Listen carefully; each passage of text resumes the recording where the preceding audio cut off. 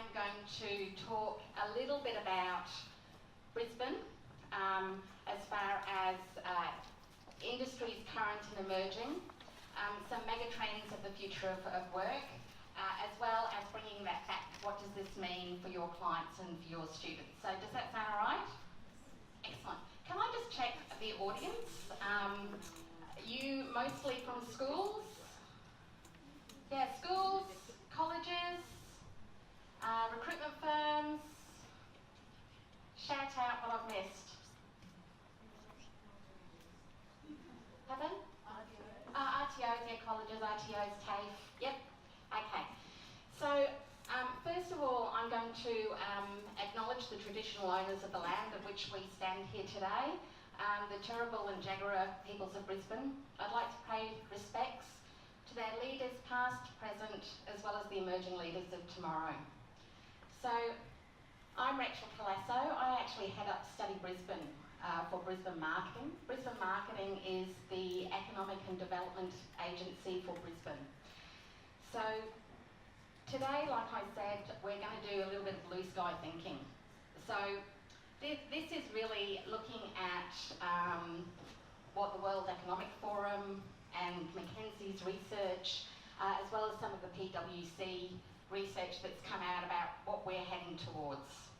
Now, I'm going to apologise for the presentation as well, because I use Microsoft and the Mac doesn't like it. So the presentation will be up online if you are interested, but there is some blank slides in there, so you're just going to have to listen to me, sorry. Also very informal, so if you do have questions, please let me know. So, has anybody heard of Brisbane Marketing or Brisbane's Economic and Development Agency? So what we do is, at a very high level, is our remit is to grow the economy, create jobs for Brisbane, and make sure all the residents in Brisbane are prosperous. And what that means is, we're looking at an annual income and we're trying to attract investment.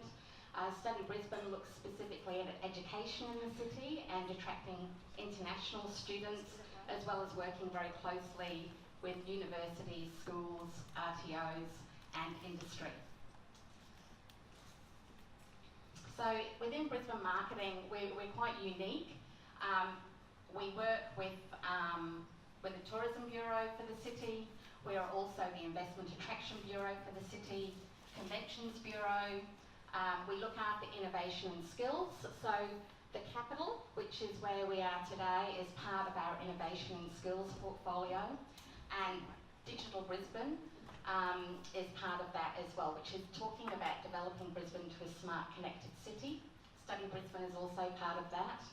We also look after South Bank and Roma Street parklands, and we have commercial partnerships. So we're unique in the way that we sort of have a lot of touch points for different areas of the city, and we can look at the city from a big picture to see what direction we're going.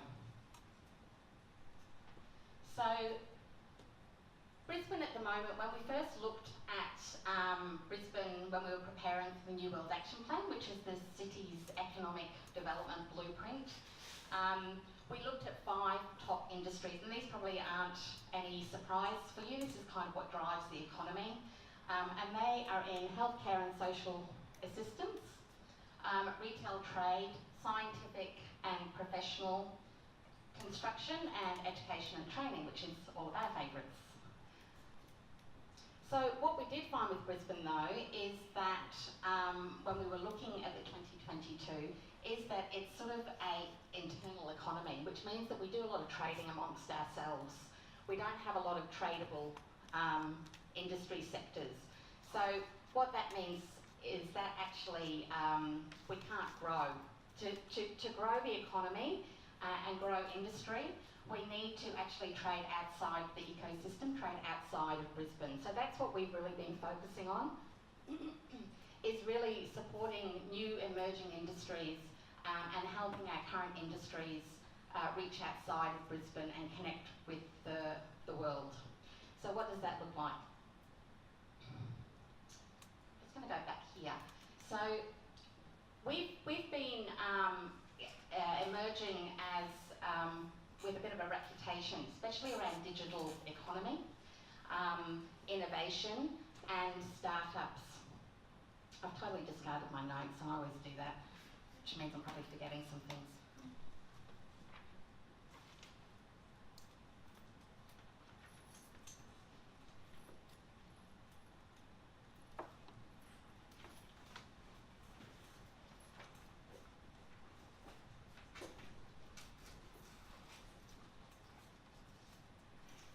So small business, for example, plays a significant role in our economy. It accounts for about 20% of the economic growth. How we have harnessed that is with developing some of the startup and digital economies. So this, for example, the capital houses around about 200 startup companies, mostly in the digital industry, and with that we have 200 new businesses starting. We're also been looking at emerging technologies and research, so especially in the health. You would have all heard of Professor Fraser with Gardasil, and there are other technologies which are being created at universities and within companies such as CSIRO. Food and agriculture. Although Brisbane itself, we don't produce food, we are just next to a huge food bowl, which is the scenic rim. And again, technology is playing a big part of that. So we were talking to investors last week from Singapore who are looking at robotic and urban gardens. So gardens being built on the side of buildings and being harvested. How do you actually feed them? How do you make sure that they are edible and sustainable? So there are scientists at QUT who are looking at little robots to go out and tend to the harvests and crops at the side of buildings. So this is really interesting to places like Singapore, and that's one of the examples of how we're using an emerging industry and reaching out internationally. Mining, of course, is a hub for Brisbane. So although the Indooroopilly mine has not been active for a long time, Brisbane is actually one of the cities in the world which has majority of the mining technology companies in it. So maybe not headquarters, but it is real hub for fly in, fly out. So that is also something that we are looking at and trying to encourage more of.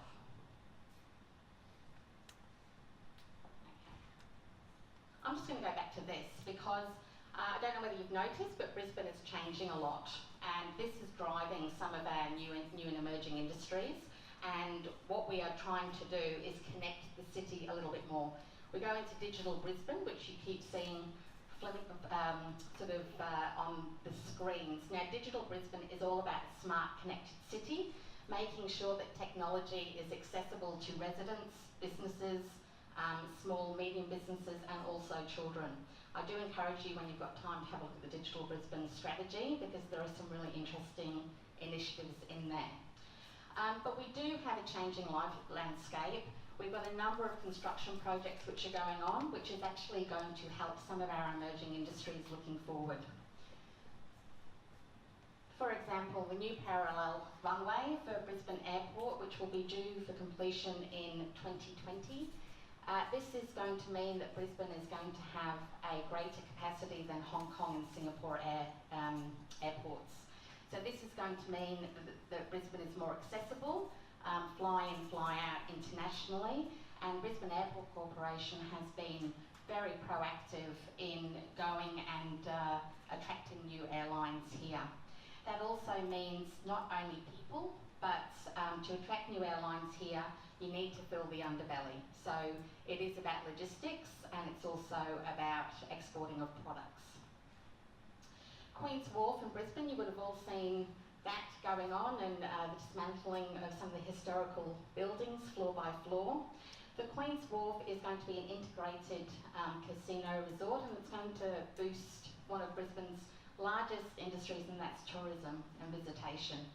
So once that's finished in 2022, there's going to be 8,000 jobs attracted to that. That will be in hospitality, tourism, as well as retail. Howard Smith Wharfs, and also the Brisbane Quarter. Again, that is very tourism and visitation based. So there are a number of, what this all means as far as jobs are concerned in the next sort of 12 to 5 years is that there are jobs in construction, there are jobs in engineering, there are jobs in tourism and hospitality.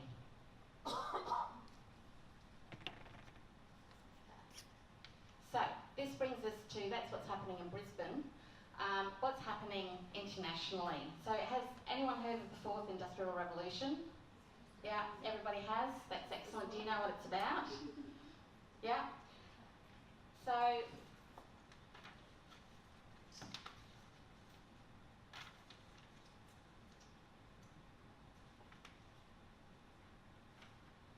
how we are going to work and the future of work is going to be disrupted, so that they tell us.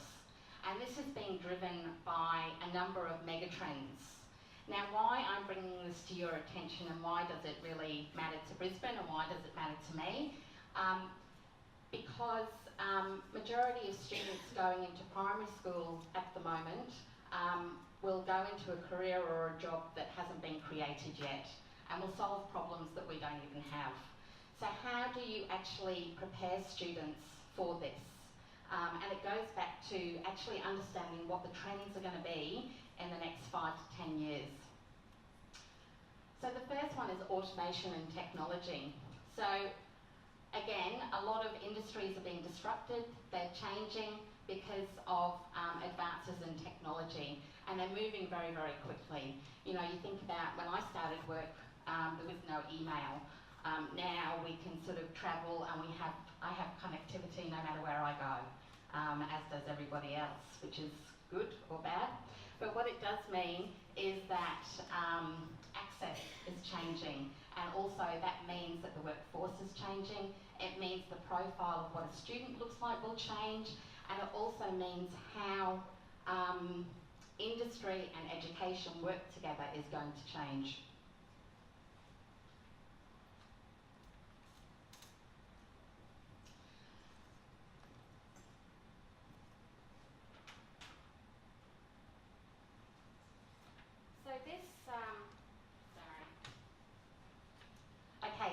This is from a report which Mackenzie's completed in May 2018. And what they did is that they went out and they spoke to a number of employers. It was predominantly in the US and Western Europe. But what I find interesting about this is that it's focused on 5 sectors that align directly with some of Brisbane's main industries. And that included healthcare, mining and energy, manufacturing and retail. So what they did was they looked at what kind of skills were needed in the future now and what kind of skills were going to be needed in the future in those industries. Now, some really interesting results. As you can see, technology increased by 55%. So the smallest skills demand at the moment will have a rapid increase. Physical and manual labour will decrease, although it will still remain the largest skills demand. What they found there was the physical and manual labour within manufacturing, for example, as automation came on board, for example, logistics and a logistics warehouse.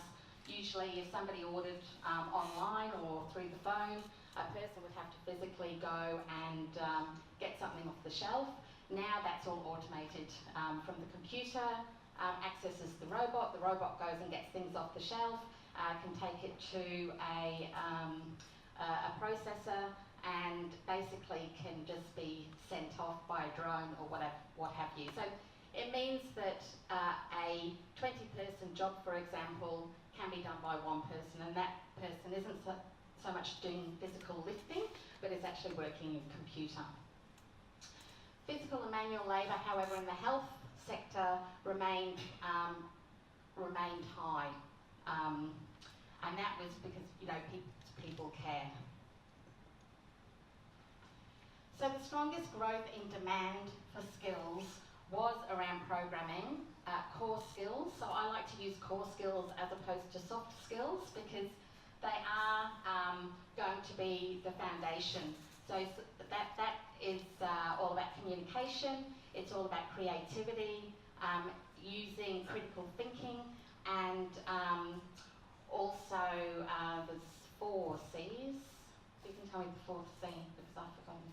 Creativity, communication, critical thinking, and collaboration. You can also, what was interesting about this as well was that the skills that were needed were more high level thinking. So there were actually skills and training that traditionally universities have given as opposed to you know, competency based as well. So what does this mean? The competition for high skilled workers will increase, and while some lower skilled workers and income groups will be displaced. So this actually equates to the World Economic Forum research with the future of work, which suggests that by 2022, between 400 and 8 million people will be displaced from their careers. However, this does not mean that the robots are going to come and take over all our jobs, and that the youth of today there's no, you know, they're not going to be able to live because they don't have any jobs. What we find in every industrial revolution is that new jobs replace the old jobs. So whilst there will be a shift as far as skills are needed, there will not be, well, the experts are saying that there won't be a shortage of work.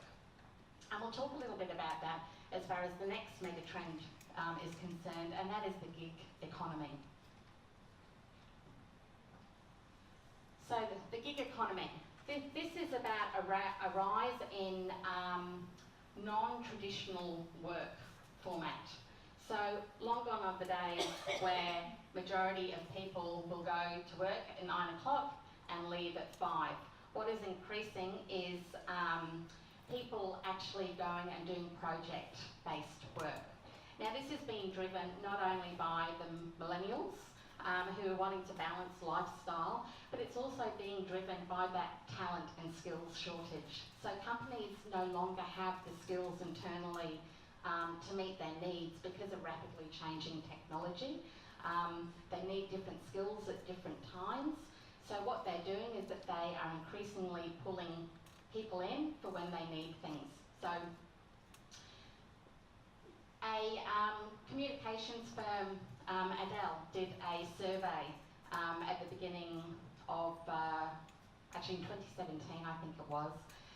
They surveyed workers within Australia, and they found that there was about 4.1 million people had been involved in the gig economy, or as oldies like to call it, consulting, in the last sort of 12 months, and that there have been a 2% increase in that.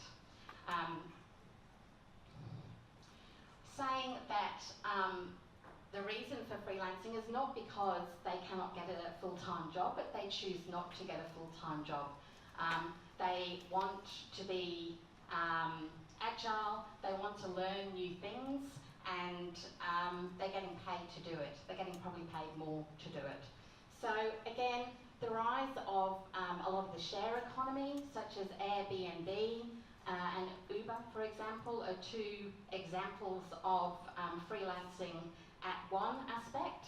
I know a lot of international students who are coming to Brisbane are going out and getting jobs with Uber Eats, for example. Now that is contract work, that is not an employment. So a lot of your students will also be looking at this as well, not only to as a bit of extra pocket money, but also maybe as a career.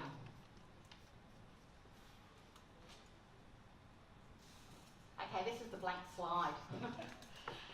So how to prepare for all of this disruption that's coming on, because it's scary. I think it's for me, for example, where I was taught I could go to university for 3 years, maybe do a master's degree, and I was set up for a career for life.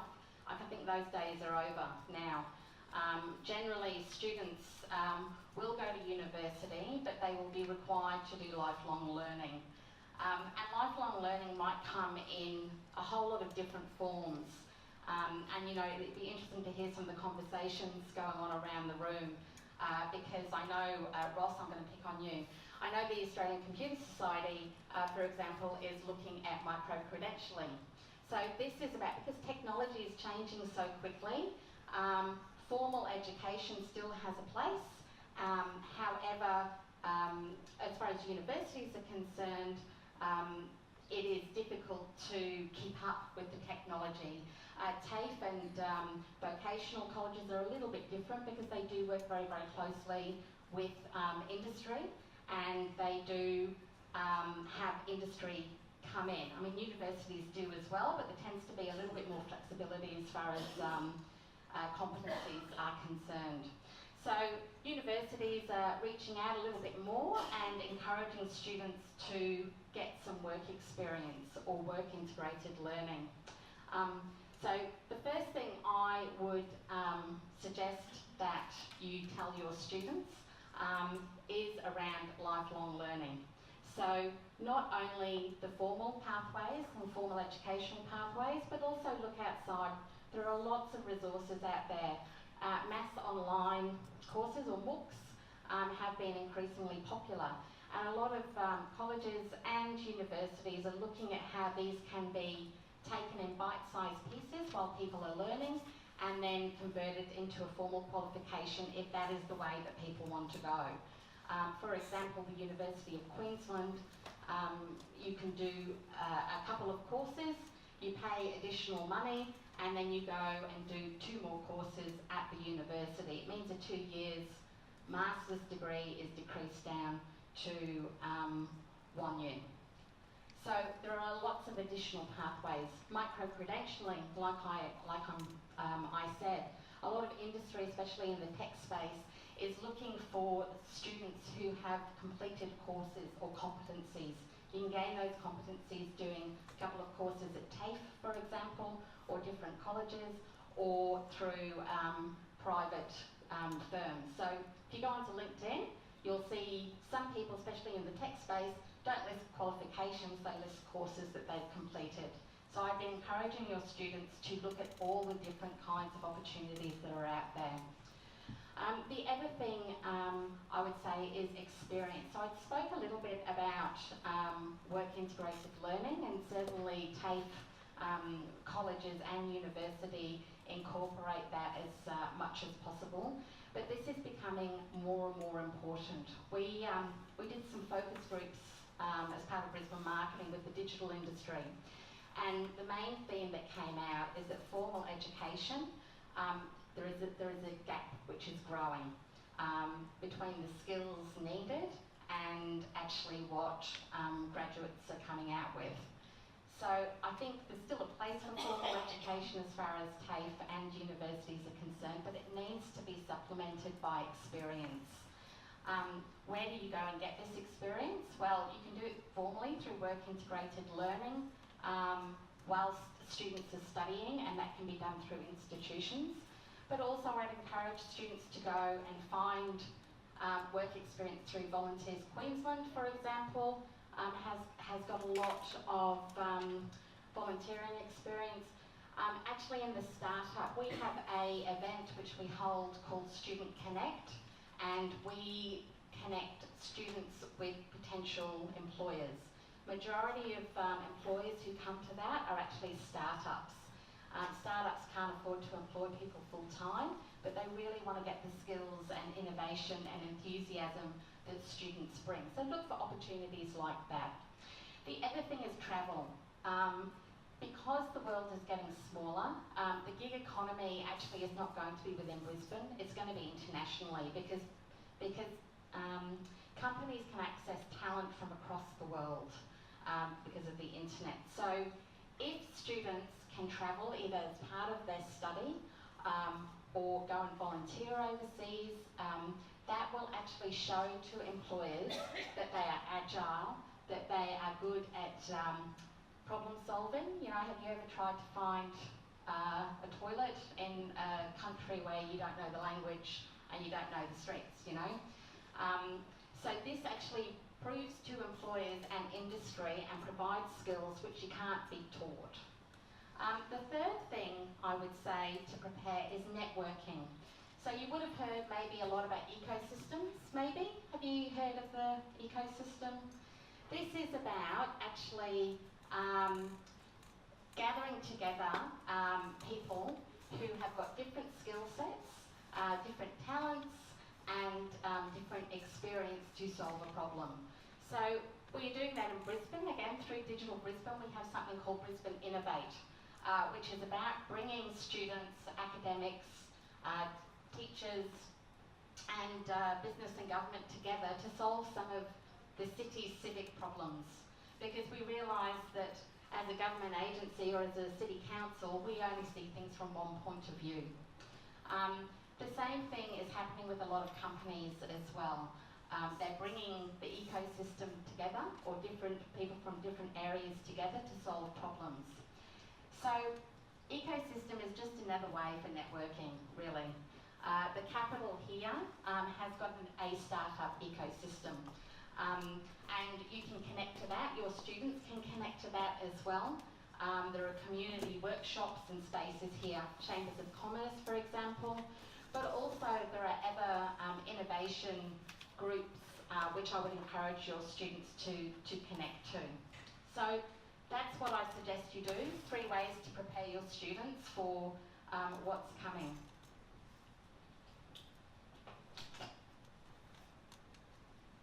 Okay, so Digital Brisbane, I thought I should speak a little bit about Digital Brisbane because this is a good case study. Digital Brisbane, like I said, is about empowering the city's residents, the people of Brisbane, to connect to digital technologies. And really they're doing that in a number of different ways. For small and medium businesses, which a number of your students will probably set up a startup or will be involved in a small and medium business, it's about providing them access to information. So there are a lot of toolkits online. So again, this is freely available for your students to go online and actually, going back to lifelong learning, teach themselves with the resources which are online.